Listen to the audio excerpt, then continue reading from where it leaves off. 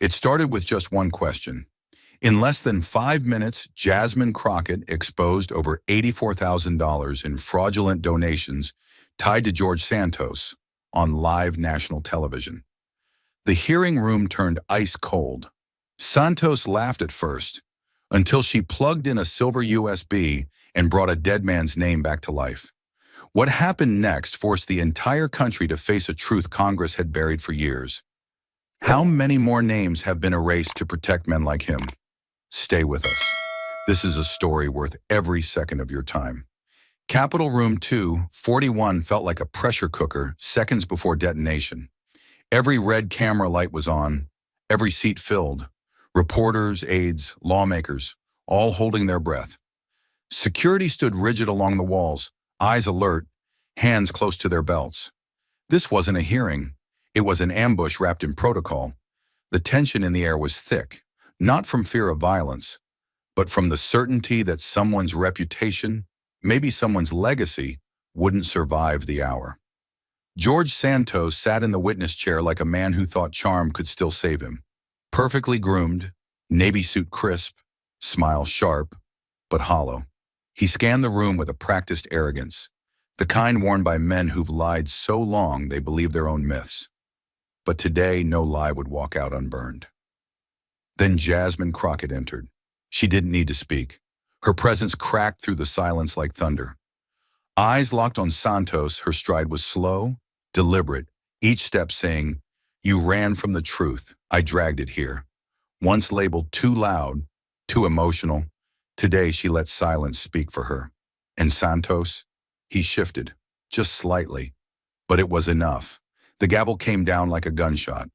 "This hearing is now in session," Chairwoman Hastings declared.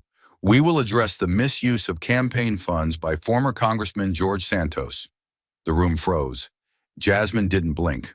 The fight wasn't starting. It had already begun. The room held its breath as the echoes of the gavel faded, like the final chime before a storm. Then with calculated slowness, George Santos leaned toward the mic. But it wasn't him who spoke first. His lawyer, a tall man in a charcoal suit with a voice as smooth as polished stone, stood up and adjusted his tie like a man about to perform surgery on the truth.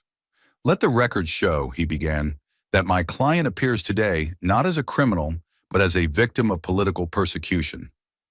Gasps didn't erupt, but eyes widened. He walked a slow arc across the room, gesturing toward Jasmine with a smirk veiled in legalese. "This is not a hearing. It's a witch hunt orchestrated by those who fear the courage it takes to be different." The word different landed like a slap in a chamber built on decorum. "My client broke no laws. He simply broke the mold," the lawyer added, his voice rising with false conviction. The moment reeked of performance.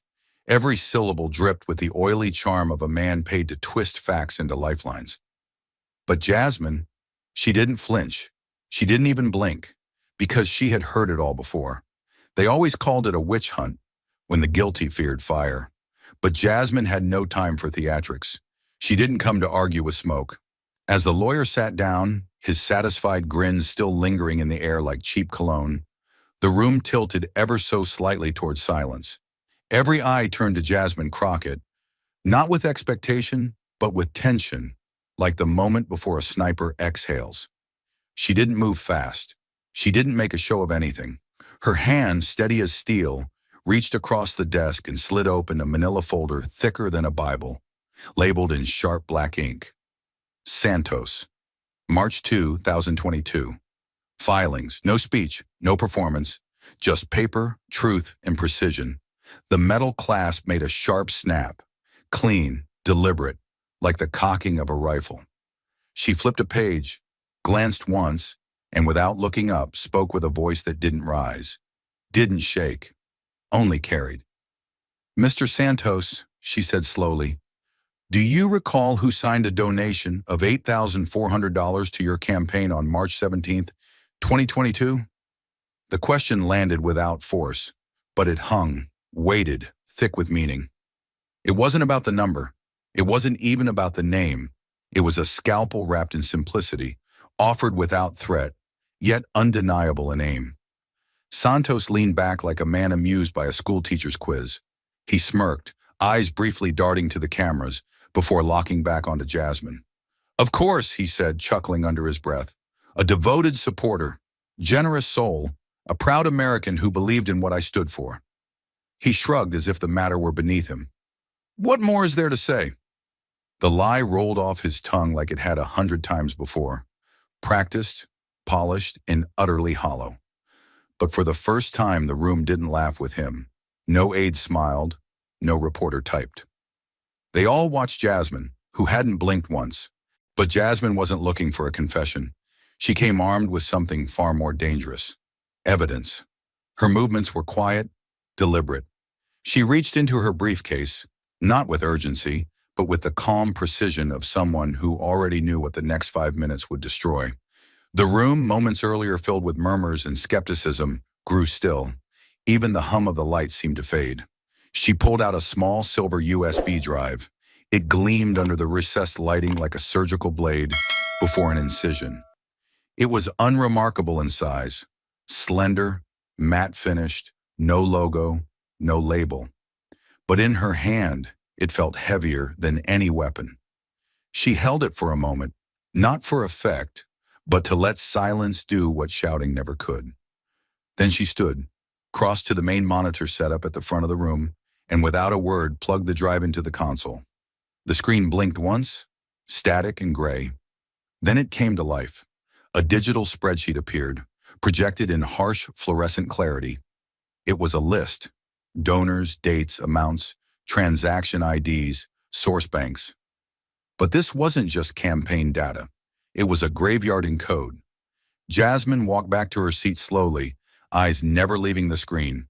Her voice, when she finally spoke, was steady, controlled, cold. "Let's scroll to line 17.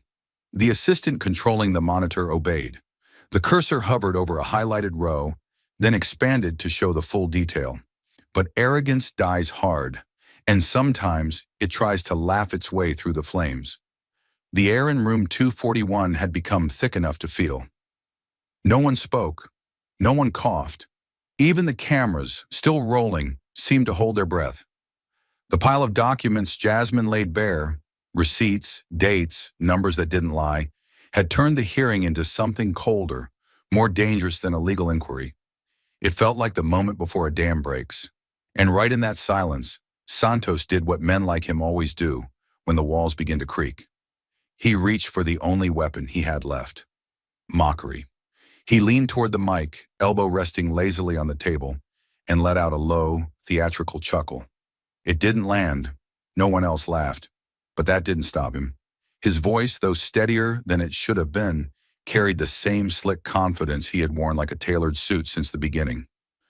"You know," he began, smiling like a man who thought the cameras were still his allies, "if you're really as brilliant as people say, what is it they call you? White House lawyer? That's the rumor, isn't it?" His eyes flicked to the press gallery for effect, as if inviting them into the punchline. "Then tell me something, Jasmine. If you're so smart, why haven't you ever actually beaten me?" He shrugged, casually, as though he were talking over drinks and not under oath. "You talk a lot. You grandstand, you wave papers and ask questions. But I'm still here, still talking, still sitting in this chair while you're standing over there. Doing all this for what? Headlines?" It was a performance, nothing more. But it was meant to sting. He wanted the cameras to catch it, wanted the audience outside this room to hear him mock her credentials, her rise, her silence. To remind everyone watching that no matter what she said, no matter what she proved, he still got the last word. It wasn't just about the hearing, it was about power. And he was betting that a woman like Jasmine Crockett would react, would bite back, would crack. But she didn't. Jasmine didn't blink, didn't smirk, didn't break eye contact. She just stared at him, calm, grounded, like she was studying a man already halfway buried. There was no heat in her face, no sign that the insult had even made it past her skin. Her silence wasn't passive, it was loaded, heavy with the weight of every woman who's ever been talked over in a meeting, every black professional who's been told they're lucky to be in the room, every public servant who's had to work twice as hard just to be taken half as seriously.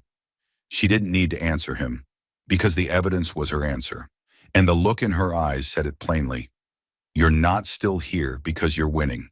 You're still here because I'm not done yet. 40 Leonard H. McMillan. Donation, $8,400. Date, March 17th, 2022. Routing, Quanj, confirmed address, 423 Eastfield Lane, Syracuse, New York. Status, deceased, May 2nd, 2019. Then on the right side of the screen, Jasmine had embedded something even more damning, a high-resolution image of Leonard McMillan's obituary from the Syracuse Herald, and beneath it, a photograph of his tombstone. The room didn't gasp. It froze. The kind of silence that fell wasn't out of awe. It was the quiet people give when reality arrives faster than they can prepare for it.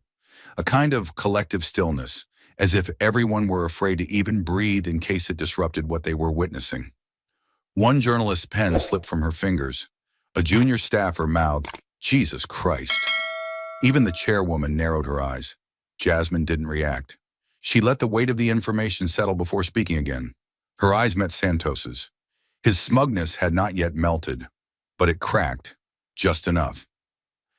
"Mr. Santos," she said, each syllable weighed like iron, "can you explain why a man who died in 2019 donated the maximum allowable amount to your campaign in 2022? Her tone was surgical, precise, not loud, but impossible to ignore. There was no drama in her voice, no need for theatrics. The drama was in the data, the death certificate, and the rock-solid digital timestamp that said, "This money should never have moved." Santos opened his mouth, then closed it again. He glanced at his lawyer, who leaned in and whispered something urgently. But Jasmine cut through it. "I'll remind you, Mr. Santos," she added, her voice rising only a hair. "You're under oath." Now the room breathed again, but it was a slow, collective exhale of anticipation, the kind people take before a building collapses. Santos chuckled, but it wasn't confident. It was the kind of laugh a man gives when he's trying to find footing on a floor that's already given way. He straightened his tie. "I have thousands of donors," he said finally, "some through third-party platforms. It's possible, maybe a clerical error, maybe someone else used his name." Jasmine leaned forward. She wasn't smiling. She wasn't blinking. She just stared at him, unblinking, until he faltered. "The donation came directly through your campaign portal," she said, tapping the paper in front of her. "Same email used in other verified transactions. Same billing address linked to your FEC filings. The only anomaly," she paused, "is that Leonard McMillan had already been buried for 3 years when this occurred." That landed like a hammer. This wasn't conjecture. This wasn't accusation. This was fact, verified, documented, cross-referenced, and exposed in full public view. For Jasmine, this wasn't just a takedown. It was a reckoning, not for the money alone, but for every sneer, every eye roll, every time someone like Santos laughed off accountability while women like her were asked to prove they belonged. This wasn't just about one donation. It was about a pattern, about rotation, and she had just peeled back the wallpaper to show everyone the mold. Still, she didn't gloat. She looked around the room once, at the press, the aides, the stone-faced committee members, and then back to Santos. "Do you have an answer?" she asked again, quieter now. "Or are we finished pretending this was just a paperwork error?" And for the first time, George Santos said nothing. The silence that followed wasn't mercy. It was the sound of the trap locking shut. Santos shifted in his seat, but it wasn't casual this time. His posture tightened, his knee bounced under the table, and the smirk he had worn like armor began to crack at the edges. His eyes darted, not to Jasmine now, but to the exit signs, to the committee panel, to the cameras overhead, as if searching for an escape hatch. He leaned toward the microphone too fast, the screech of it catching more nerves than attention. His voice came out sharp, forced and louder than it needed to be. "This is ridiculous," he said, the words tumbling over each other. "You're presenting fabricated documents. Anyone with access to a printer and a grudge could have made those." He laughed, a short, nervous burst that sounded nothing like confidence. "You don't have context. You don't have proof. None of this says anything about intent." But Jasmine didn't move. She didn't even look surprised. Instead, she pulled another document from the folder. This time, it wasn't a spreadsheet or donor log. It was a hotel invoice printed in crisp black and white, bordered with gold. Waldorf Astoria, Washington, D.C. The date sat bold at the top, mid-April, during a week when Santos had claimed to be on the road connecting with small donors. But the bill said otherwise. 5 nights in a luxury suite, champagne minibar, room service, laundry service, final total $3,876.54. Paid in full. Campaign card listed as method of payment. She didn't say a word as she laid it flat on the table. Then came the next, a credit card statement highlighting a charge from the Gucci flagship store in New York City. 2 pairs of men's leather loafers, one in black crocodile, one in oxblood, both size 10, matching cufflinks, gift wrapping. Total $1,243.77. Date of purchase? 2 days after a campaign fundraiser where Santos had claimed to barely break even. Still no words. A third sheet followed, this one even colder. A spa package from a luxury resort in Miami, labeled in the campaign ledger as staff development expense. The receipt included deep tissue massages, a poolside brunch, and a $400 mud wrap. Time-stamped during a congressional recess. Total, $1,092. Then Jasmine finally spoke. "Do you recognize these, Mr. Santos?" Her voice was flat, measured but heavy, as if each word carried the weight of every unpaid volunteer who had ever trusted his promises. "Because they're all tied to your campaign accounts. Every charge, every item, every lie." Santos opened his mouth, but nothing came out. His throat moved like he was swallowing a pill far too large. His lawyer reached out, whispered something, but even that didn't seem to land. What Jasmine was laying bare wasn't just financial fraud. It was arrogance. It was entitlement. It was the belief that rules were for other people, that if you spoke fast enough, dressed well enough, and smiled often enough, you could escape accountability forever. But now every receipt was a crack in that illusion. And Jasmine, calm, steady, unshaken, was peeling the mask off one thin sheet of paper at a time. But fragile pride always looks for a ledge to grab before the fall, and Santos wasn't ready to hit bottom. He could feel the narrative slipping from his fingers like sand, and desperation has a way of turning men into liars louder than usual. His tone shifted, not to humility, but to offense. If he couldn't outsmart her, he'd try to stain her. His voice rose just enough to break the heavy silence Jasmine had built. "Let's not pretend this is a crusade for truth," he snapped, the edge of mockery creeping back in. "You talk about integrity like it's something you invented. But didn't you take PAC money too, Congresswoman?" He let the words hang like a net, hoping they'd tangle her up. "Big checks from lobbyists, special interest groups, corporations with agendas. You want to lecture me while you cash their donations?" It was a familiar tactic, the false equivalency, the bait. If everyone's dirty, no one's guilty. And in that moment, he wore the smirk of a man who believed he just landed a hit.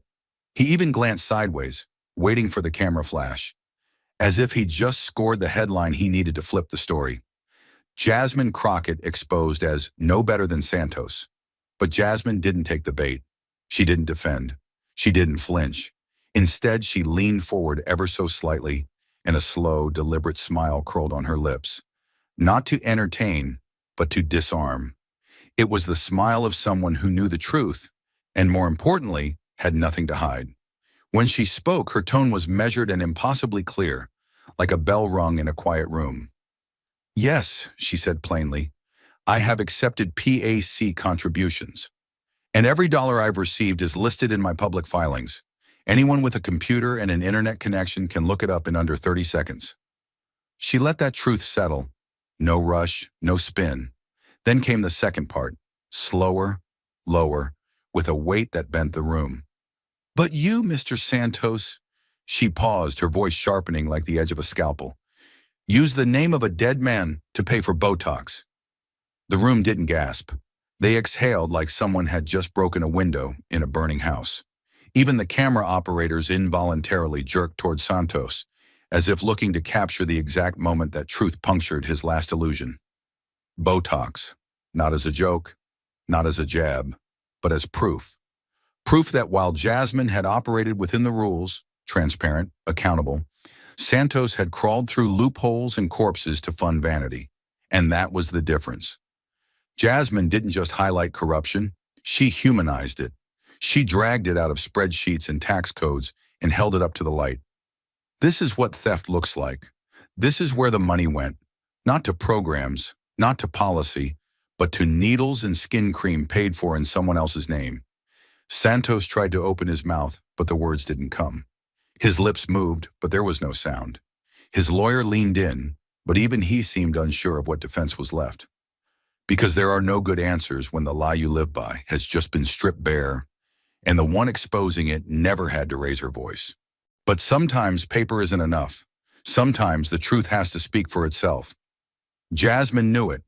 The spreadsheets, the receipts, the photos, they were sharp but abstract. Numbers could always be spun, documents questioned, but a voice was human. A voice could haunt. So without a word, she reached into her folder and pulled out a slim black recorder, the kind used in interviews or closed-door confessions. She didn't wave it for drama. She didn't explain what was coming. She simply placed it on the desk, pressed play, and leaned back in her chair. Quiet, calm, surgical. The room, already tense, braced itself. Then came the voice, male, young, tired. His words came slow, unpolished. Not the voice of a politician, not a rehearsed statement. This was something raw, something real. He said, "Every dead name is a live vote. You just have to make it look clean." The sentence hung in the air like poison. You could feel the collective shift, the involuntary recoil. But the voice kept going. "I kept the books. I saw the lists. I printed the forms. I remember thinking, this doesn't feel right. But he told me it was normal. Everyone does it. We needed to win." That's what he said. So I stayed quiet. I regret it now. There was no music, no editing, just silence between each sentence. And that silence did more damage than shouting ever could. It wasn't just what the voice said, it was how he said it. No anger, no panic, just exhaustion, like someone who had carried a lie for too long and was finally letting it fall. The tone was unmistakable. I was there, I helped, and now I can't unsee it. The impact was instant. No one moved. Aides froze mid-note. Reporters sat, pens idle in their hands. Even the chairwoman's usually blank expression cracked into something closer to disbelief. It wasn't just testimony. It was confession from inside the house Santos built, and Jasmine hadn't said a single word. Santos stared at the recorder like it might start speaking again. His face, once smug and polished, had gone pale. He opened his mouth as if to say something, but no words came. There were no objections, no accusations of forgery. Because the voice didn't need defense, it sounded true. And in a room built on political performance, that kind of unfiltered truth was almost unbearable. What Jasmine had just done was more than introduce evidence. She had pierced the illusion. All the deflection, all the denial, all the whataboutism, none of it could outrun the sound of someone on the inside saying, "We knew, we did it, and it was wrong." The hearing chamber was silent, not out of respect, not out of shock, but because something sacred had just happened, something rare. Someone had spoken plainly, without agenda, without spin. And in that stillness, something else became clear. Jasmine wasn't just confronting a scandal. She was dismantling a system of silence, piece by piece, lie by lie, voice by voice.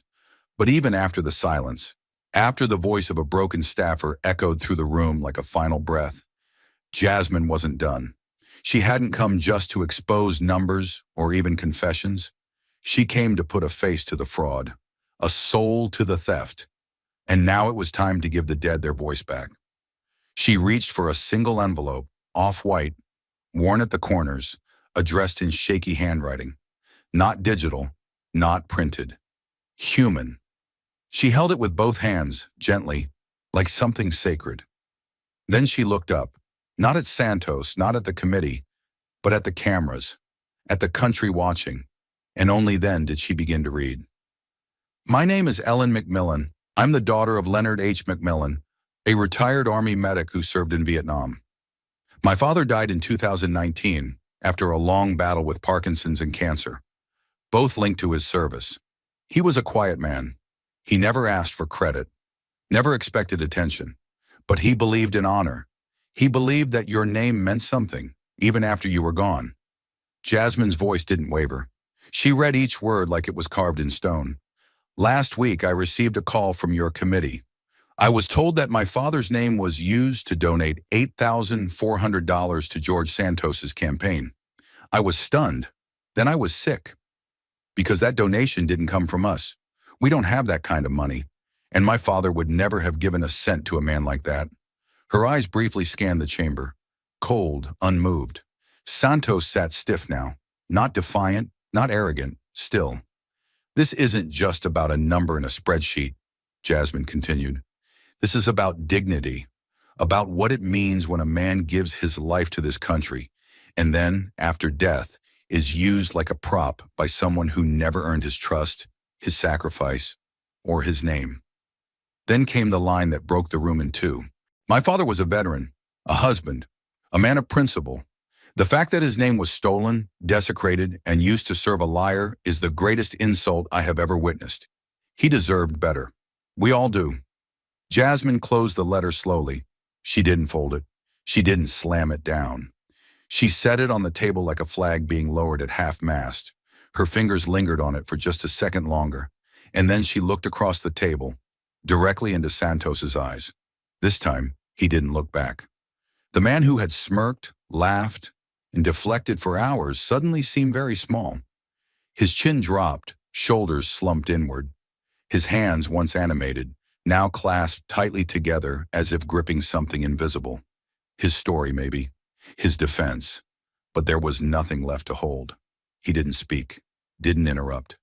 For the first time in the entire hearing, George Santos went completely silent, because there is no rebuttal to a daughter mourning the desecration of her father's name. The cameras zoomed in, catching the flicker of emotion he tried to hide behind lowered eyes. The press gallery scribbled with urgency, but no one dared whisper. Even the chairwoman, battle-hardened by years of political war, sat still. The room was no longer a courtroom. It was a gravesite. And the woman standing at its center wasn't just a lawmaker. She was a eulogist for stolen legacies. And in that moment, every lie Santos had told, every fake donor, every forged record, collapsed under the weight of that letter. Jasmine straightened her papers. Her voice returned, steady and calm, but colder than before. There's a difference, she said quietly, between breaking a rule and breaking a person. She paused. Let it breathe. You didn't just cheat a system, Mr. Santos. You robbed the dead. You took the silence of a veteran and turned it into a receipt. You didn't just commit fraud, you committed erasure. Santos didn't move. There were no more snide remarks, no clever jabs. The room had finally undeniably turned. And not because Jasmine had yelled, not because she demanded power, but because she had shown what it looks like when someone fights not just with facts, but with honor. Every room has a turning point, and in room 241, it wasn't when Santos was caught. It was when the man he stole from, long gone, finally had someone speak for him, someone who refused to let his name be lost in numbers, someone who understood that integrity is not just about winning, it's about remembering who we owe. And Jasmine Crockett never forgot. Of all the silence that day, none was heavier than the one that followed the letter. But Jasmine knew silence was never enough, not when truth was gasping for air in a room built to suppress it. She rose slowly from her seat, not with triumph, not with anger, but with the quiet authority of someone who had carried the burden of injustice long before this hearing, and would likely carry it long after. Her hands remained by her sides. Her expression didn't shift, but the entire room seemed to reorient around her as she turned, not to Santos, not to the committee, but to the sea of eyes beyond the bench. The press, the public, the cameras blinking red like watchful sentinels. The world. And then she spoke. Not into the mic, but through it. Her voice wasn't loud, but it rang. Clean, deliberate, impossible to tune out. "This is not revenge," she said, the words cutting through the air like stone on glass. "Let me be clear. I did not spend months gathering records, hearing from whistleblowers, sitting with grieving families, just to punish one man. That's not what this is." She stepped forward once, not for effect, but as if her feet were pulled forward by the weight of what she had to say. "This is about something bigger. It's about why a man like George Santos felt safe enough to do what he did, and why so many believed he would get away with it." She turned slightly, just enough to face the wall of photographers, dozens of lenses staring back like unblinking eyes. Her gaze didn't waver. When we allow fraud to become strategy, when we allow lies to become branding, when we allow theft to become survival, then what we're protecting isn't democracy. It's a shadow of it, an illusion, one that serves power, not people. She looked to the committee next. Men and women in suits, some stone-faced, some shifting uncomfortably in their chairs, as if they too had felt the sting of truth. "If we cannot expose corruption in this room," she said slowly, "where the facts are clear, where the evidence is irrefutable, where even the dead cry out from the margins of a spreadsheet, then what hope is there for the people outside these walls? The ones without lawyers, without cameras, without titles?" She let the pause breathe. No one interrupted. No one could. Our democracy isn't dying because of one fraud. It's decaying because we keep pretending the decay doesn't exist, because we confuse civility with silence, and we reward manipulation with airtime. Her eyes flicked briefly toward Santos, still slouched, still silent, and then back to the room. "So no, this is not about vengeance. This is about clarity. This is about drawing a line between the truth and the performance, between public service and personal gain, between a woman who spent her life chasing justice and a man who spent his chasing applause." Another step forward. The room felt smaller now. "If we let this moment pass, if we close these folders, turn off these mics, and return to business as usual, then we're telling every future fraud that the worst thing they'll face is discomfort, not consequence." The tension in the room was no longer just legal, it was moral. "And if that's the system we choose to protect," she said, voice tightening, "then don't be surprised when the people outside this building stop believing in it, stop trusting it, stop participating in it, because the rot always begins from within." She didn't shout. She didn't plead. She declared, "I still believe in democracy," she finished, "but I believe in the kind that tells the truth, the kind that protects the living and the dead, and the kind that knows the difference between justice and denial." And then, as if the room itself had been holding its lungs, a long collective breath seemed to release. Not applause, not outcry, just stillness, respectful, awakened. In that moment, Jasmine Crockett wasn't just a congresswoman. She was a reminder that in a nation exhausted by noise, the truth, when spoken plainly, still has the power to shake the walls. The echoes of Jasmine's words had barely faded when the shift began. Subtle at first, but irreversible. While the hearing technically continued, everyone in the room knew the verdict had already been rendered. Not by the committee, but by the court of public truth. Staffers stared down at their phones, eyes widening as live feeds from Twitter, Facebook, and TikTok exploded in real time. On the trending bar, two hashtags surged like twin shockwaves. Liar Unmasked and Crockett 241. One was a reckoning. The other, a movement. Clips of Jasmine's calm, dismantling of Santos's lies spread like wildfire, stitched with captions like, "This is how you speak truth to power," and "She didn't raise her voice, she raised the stakes." Inside chambers and Senate offices, phones buzzed relentlessly. Texts poured in, DMS stacked up.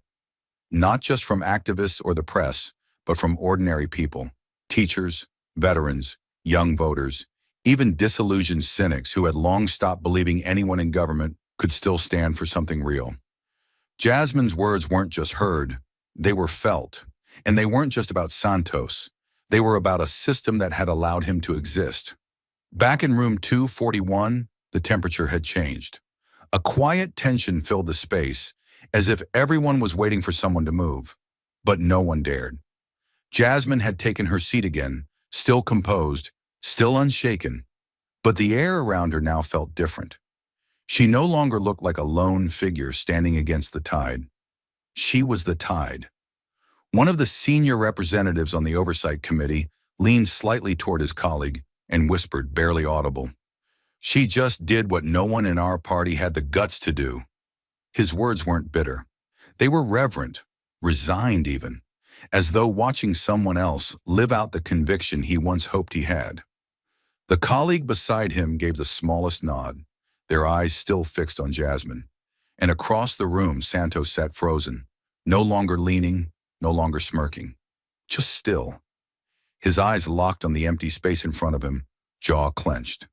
Whatever calculations had kept him arrogant for months, whatever delusions had fueled his rise, had finally hit a wall. His silence was no longer a strategy. It was surrender. Behind him, two Capitol police officers stood quietly by the exit. Their posture was unchanged, but their fingers, once relaxed, were now curled with tension at their sides. One adjusted the clasp on his radio. The other shifted his weight slightly forward, just enough to signal readiness. Not aggression, containment. And the irony? The hearing wasn't even officially adjourned. But it didn't matter.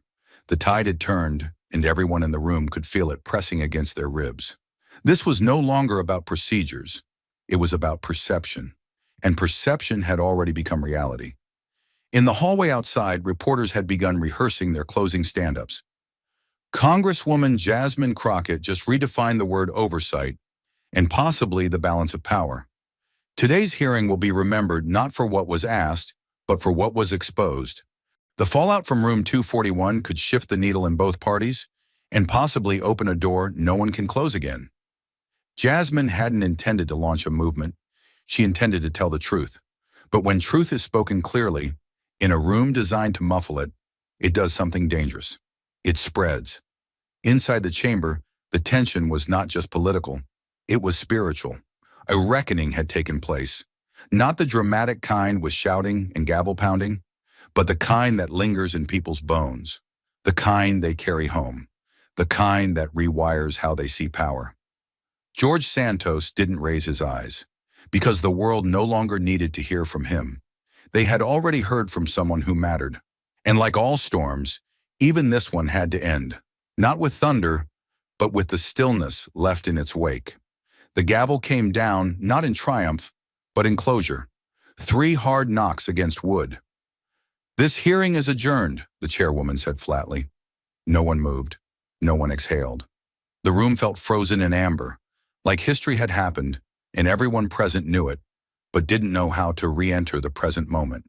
There was no clapping, no shouts, no triumphant soundtrack, just silence thick as grief. The kind of silence that follows something sacred being broken and something necessary being revealed. George Santos didn't rise immediately. He remained in his chair, his back slightly hunched, eyes glued to the space ahead of him, like he was trying to disappear into it. The weight of what had unfolded pressed down on his shoulders, finally forcing him into something close to humility, or at least its shadow. 2 Capitol police officers stepped beside him, not aggressive, not cold, but firm. One leaned in and said something, low, inaudible to the room. Santos nodded slowly. No resistance, no last quip, just the slow movements of a man who had run out of rope. He stood, but not with the practiced posture of the man who once spun fantasies on cable news. He stood like a man carrying every lie he'd ever told on his spine. His steps were unsteady, his jaw clenched. And though the cameras followed him, they did so not like paparazzi chasing a star, but like coroners documenting a fall. No one called his name. No one yelled questions. Even the reporters knew. This was no longer a spectacle. It was a reckoning. As Santos reached the threshold of the room, he turned for half a second, glancing back, not at anyone, but at the space he had occupied. His empty chair, the stack of evidence still spread out like a crime scene. the quiet figure of Jasmine Crockett calmly organizing her folders. Whatever flicker passed through his face, it wasn't anger. It wasn't even shame.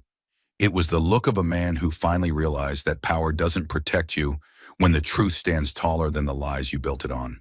The doors opened and he walked out, not with glory, but with gravity. No applause, no cameras flashing, just the sound of his footsteps fading down the corridor. Inside, Jasmine remained. She didn't glance up. She didn't bask. She didn't even adjust her posture. Instead, she methodically closed each folder, sliding pages back into place with quiet precision, like a surgeon cleaning up after an operation no one else was qualified to perform. She didn't need an audience. Her work wasn't performance. It was protection, of truth, of names, of the people who never got to sit at this table. One by one, she placed the folders into her leather case, the buckles snapping shut like punctuation marks. She stood slowly, adjusted her blazer, and reached for her notes. But then, her eyes landed on the chair at the far end of the table, the one Santos had just left. She paused. The seat was still slightly pulled back, the leather darkened by sweat. A ring of dampness marked where his body had rested, tense, unraveling. It was nothing more than moisture, but it told the story that even the boldest lie breaks under pressure, that even the most polished fiction sweats in the presence of truth. Jasmine didn't touch it. She didn't speak. She just stared at it for one quiet second longer, not to gloat, but to remember. Behind her, one camera crew remained, assigned to capture final visuals for the evening newscasts. As Jasmine walked past them, the cameraman instinctively shifted his lens toward the hallway, tracking her movement with a slow pan. But just before she vanished into the corridor, the lens caught something else. Something simple, easy to miss, yet impossible to ignore. Mounted beside the hearing room door, in official black and gold print, was the standard government plaque, Oversight Committee, Room 241. But directly beneath it, taped there by someone unknown, hastily but deliberately, was a narrow strip of white masking tape. On it, written in black marker with imperfect strokes, was a line that hadn't been approved by any office. A line that didn't belong to any rulebook, and yet somehow it said everything that needed to be said, where truth doesn't need to shout to be heard. The camera zoomed in, held for 3 seconds, and clicked off. Outside, the Capitol dome stood still against the gray sky. Somewhere, the city moved on. Cars rolled down Constitution Avenue, aides returned to their inboxes, headlines were already being typed. But inside Room 241, something had changed. Not in law, not in policy, but in tone, in courage, in the understanding that truth doesn't always arrive with fireworks. Sometimes it walks in quietly, sits down, and refuses to leave.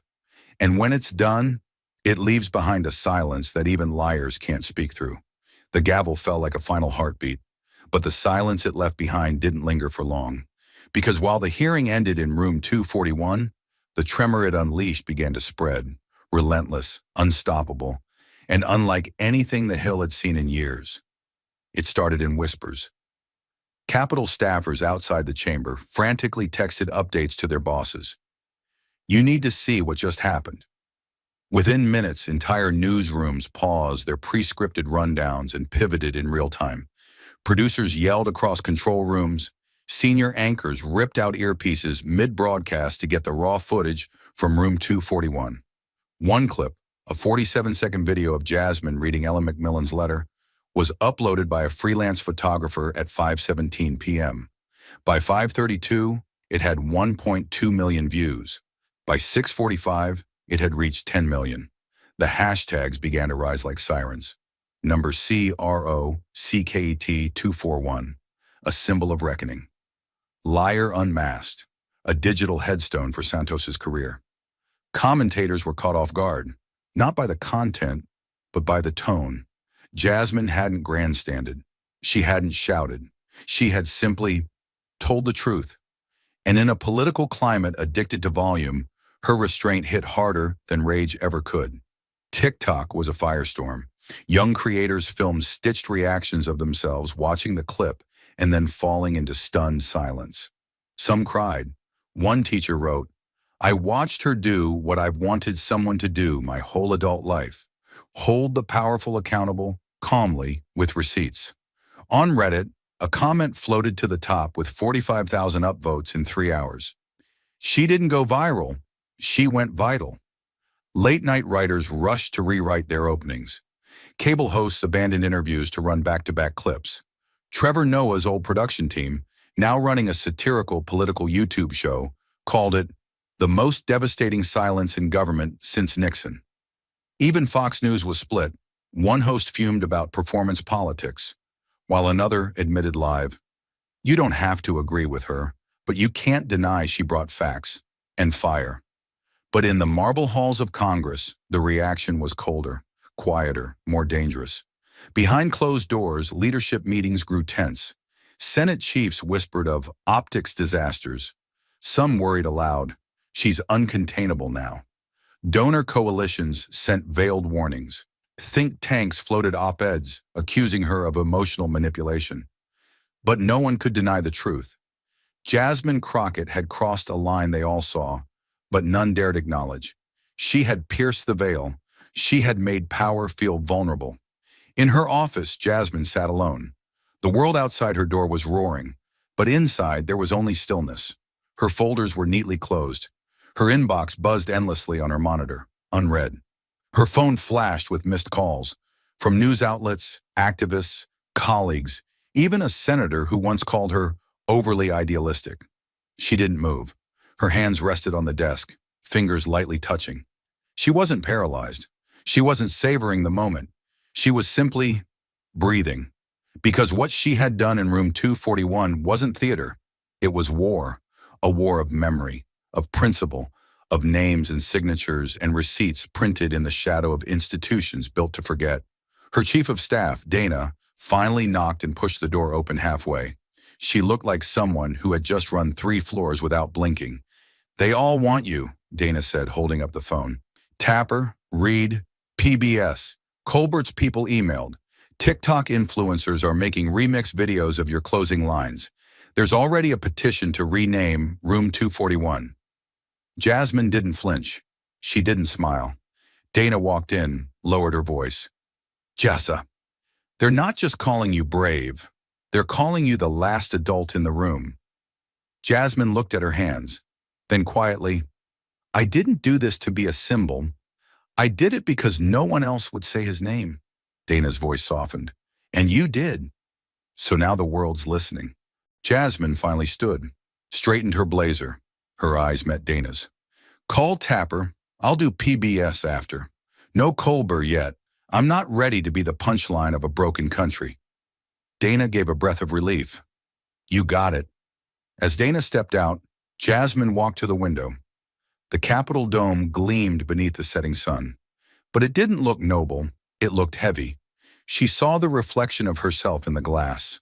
Eyes tired, shoulders squared, jaw locked like steel. A woman who didn't yell to be heard. A woman who didn't rise to power. She walked through fire to claim it. And as the sun dipped lower, a single sentence replayed in her mind. Not something she said, but something Ellen Macmillan had written. "My father believed that your name meant something, even after you were gone." Jasmine closed her eyes. That's why she had come to room 241. Not to win, not to punish, but to protect the names of people who would never get to sit at that table. And now the world finally knew her own. The applause never came, and Jasmine never expected it would. Not from the machine, not from the marble-lined corridors that mistook silence for civility. The truth, when spoken too clearly, never won the room, but it always woke the architects of denial. It began with a whisper. A leaked memo circulated among conservative donors by dawn, titled, "Crockett's Grandstand, a Threat to Institutional Trust." The message wasn't subtle. It was a call to arms. Within hours, cable networks picked up the phrase. Panelists who had once ignored the hearing now spoke with urgent conviction. What Crockett did was not oversight. It was theater. One anchor, squinting into the camera, warned viewers that this new style of emotionalized accountability could destroy respectful discourse. Another added, "She didn't cross a line, she erased it." By noon, the retaliation had a face. Clips of the hearing, carefully edited and misleading, flooded social media. Jasmine's calm pauses were cut to look like hesitation. Her evidence displays were labeled staged. One video showed her reading the veteran's daughter's letter, but overdubbed with dramatic music, mocking subtitles, and the caption, "Oscar performance from a race hustler." The smear campaign was swift, coordinated, and vicious, but the real damage crept behind the cameras. A prominent D.C. law firm canceled a criminal justice forum she was slated to keynote. The email was short, apologetic, and full of euphemisms. In light of recent developments, our advisory board has decided to take a step back from highly politicized figures. A telecom lobbyist, once a cautious donor, called Dana privately. "Tell her to lower the flame," he said. "There's a difference between being right and being useful." But the worst betrayal didn't come from opponents. It came from within. In a closed-door committee huddle, one centrist colleague murmured loud enough to be heard, "She made it harder for the rest of us to play the game." Another, more blunt, "If she wants to be Joan of Arc, she better be ready to burn." And yet, Jasmine didn't blink. She went to work. Every morning, 6 a.m. sharp. Files, names, footnotes, more whistleblowers reaching out, more watchdogs volunteering data. While the world tried to reduce her to a meme, too angry, too loud, too black, she doubled down on precision. They expected outrage. What they got was strategy. She didn't tweet. She didn't lash out. She didn't tour the talk shows.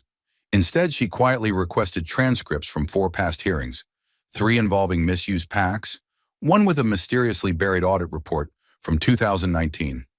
She read them like a surgeon reviewing post-op complications, because she knew one thing.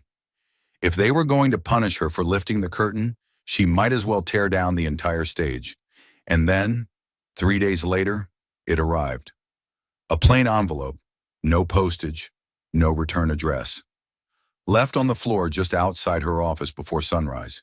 Inside, a photo of her parents standing outside their house in Texas. It wasn't public. It wasn't from social media. Jasmine recognized it instantly. It had been taken from her phone during a private holiday trip. The back of the photo was blank, but beneath it, tucked behind the image, was a narrow strip of paper. Folded once.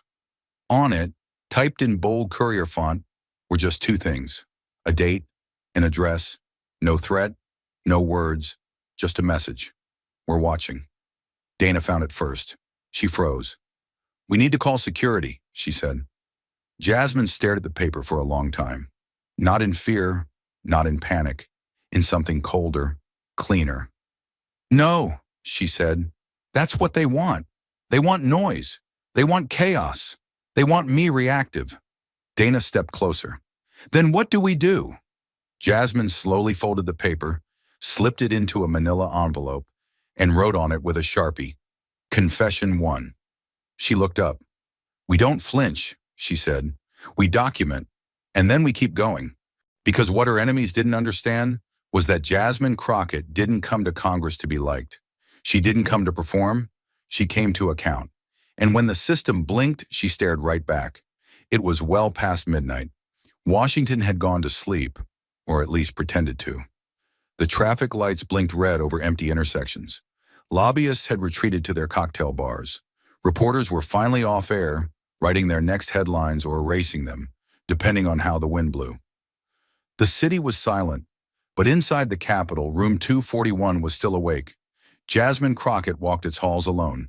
Not for a photo op, not for strategy, just to return to the place where something cracked open, something too large to be contained in a viral clip.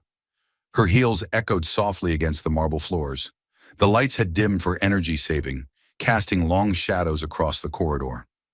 Paintings of dead men in dark suits watched her pass, their eyes forever frozen in time, unable to understand the woman moving between their legacies. She didn't hurry. Every step toward room 241 felt measured, like a soldier returning to a battlefield after the smoke has cleared. Not to relive the battle, to understand the silence that came after. And then, she was there. The door to the Oversight Committee chamber was shut, but the wall beside it still bore the plaque. Oversight Committee, Room 241, United States House of Representatives. But it wasn't the plaque she looked at. It was what sat beneath it. A strip of white painter's tape, slightly weathered at the corners, edges curled like old paper, still stuck, still legible, still untouched, and scrawled across it in bold black marker, uneven but defiant, were the words, "Where truth doesn't need to shout to be heard."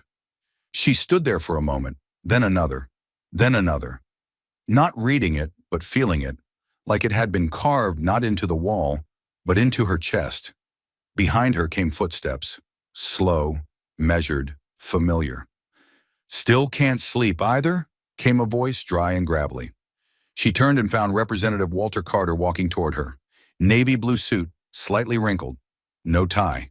Just a lanyard badge and eyes that had seen far too many battles.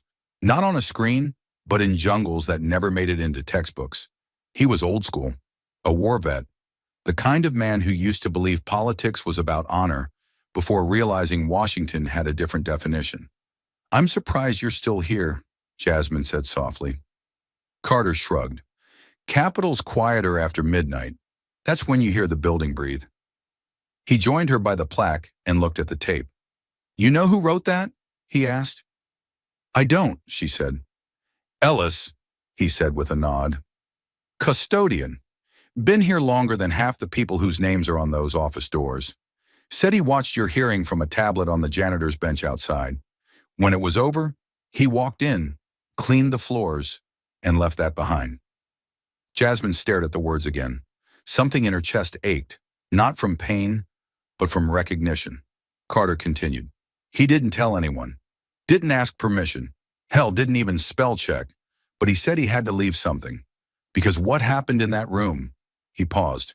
"It reminded him of the first time he heard Dr. King speak live. Said your voice hit the same part of him." The air shifted. Jasmine closed her eyes for half a second. "It wasn't supposed to be history," she said. "It was supposed to be accountability." "Sometimes," Carter said, "they're the same thing." He looked at her fully now. "I've been here 38 years, long enough to see when people pretend to change things, and long enough to know when someone actually does. You didn't just expose a fraud, Crockett. You scared the system." She didn't respond, so he leaned closer. "And scared systems retaliate, but you already know that, don't you?" Jasmine nodded. "They've started, quietly, behind closed doors, canceled speaking events, frozen invitations, anonymous letters left at my office door. One had a photo of my family." Carter's jaw tightened. "Then they're afraid? That's good. That means you're still in the fight." "But what if it's not enough?" Jasmine asked. "What if I pull the curtain back, and all it does is teach them to hang thicker curtains next time?" He smiled sadly, but not without hope. "Maybe, or maybe, you just gave someone watching the courage to pull the next one." They stood there together in front of the wall, neither of them speaking, just the hum of old air vents and flickering lights. Finally, Jasmine took a breath and said, "They'll remove the tape." Carter gave a knowing chuckle. "Probably tomorrow, maybe tonight." "Then I'll write it again," she said. "And if they scrape that off, I'll etch it. And if they paint over that, I'll say it so loud they won't need walls to remember." Carter looked at her one last time, eyes filled with a mix of admiration and grief. "Just don't burn yourself down trying to light the way." Jasmine smiled softly. "I've already been burned. That's why I know how to carry flame without dropping it." With that, Carter nodded, turned, and walked slowly down the corridor until his steps disappeared into the darkness. Jasmine remained. Her fingers reached out, not to pull the tape off or straighten it, just to touch it, lightly, as if the wall itself had become part of her story, and maybe it had. She closed her eyes and whispered to the stone, "I hear you. I still hear you." Because in a building designed to outlast truth, sometimes the boldest thing you can do is leave a message no one dares to erase. As Jasmine's whisper faded into the stone, and the hallway returned to stillness, one truth remained clearer than ever. This was never just about one man or one hearing. It was about what we choose to protect when no one is watching. The story of Jasmine Crockett was never the story of a courtroom or a committee room. or even room 241. It was the story of how power reacts when it's cornered by clarity. It was about a woman who refused to play by the rules of polite corruption and instead asked, what if we didn't accept the lie as the price of admission? That question didn't just shake Santos. It shook the scaffolding that had held up his kind for decades.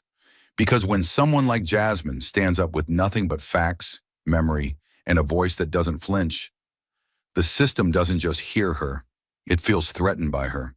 And that is the real lesson.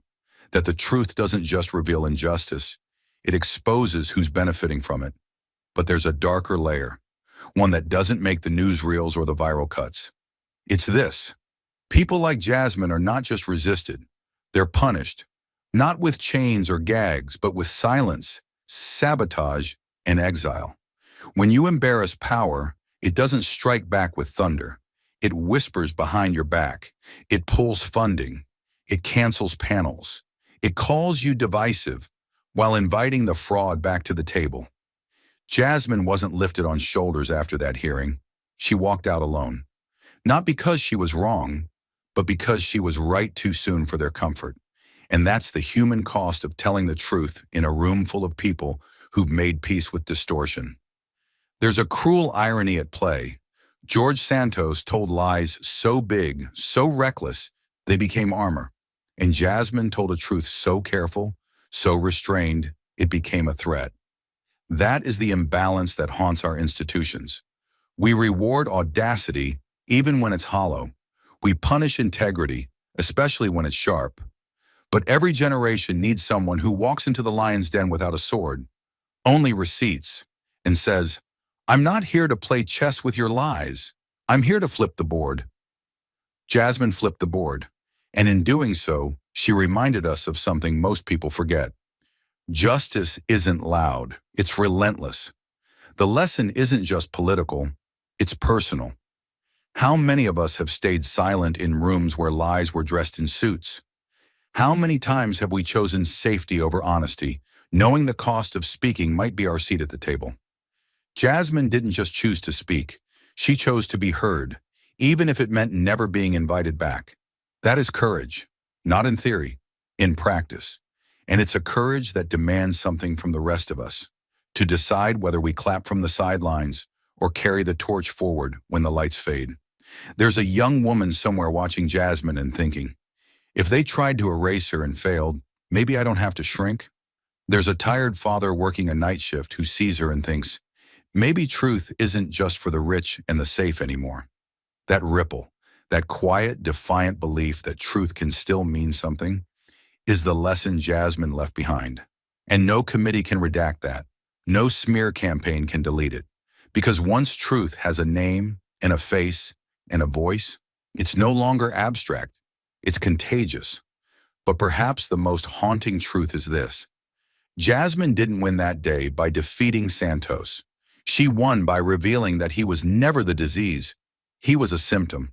The real sickness is a system that protects its own rot, so long as it smiles in the mirror. And if that's the case, then Jasmine's greatest act wasn't prosecution. It was provocation.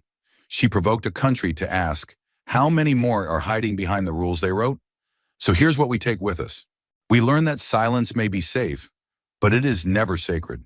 That laws can be twisted, but names cannot be stolen forever. That every hearing, every chair, every empty leather seat still holding the warmth of the accused, they're not just symbols, they're reminders. Reminders that this system was built by people, and it can be rebuilt by people. And when we rebuild it, we must ask, will we design it to protect the powerful or to empower the truthful? Because in the end, the most radical act isn't shouting, it's refusing to look away. And Jasmine Crockett didn't look away. She looked through the lies and made the world look with her. That's the kind of story that doesn't end. It echoes. And if we're brave enough, it becomes our own. Thank you for watching until this moment and for standing with us on this journey for justice. Your support means everything. Like, subscribe, and turn on notifications so you never miss what's next. And we'd love to hear your thoughts. Leave a comment below and let us know what moved you most in this story. Together, our voices make a difference.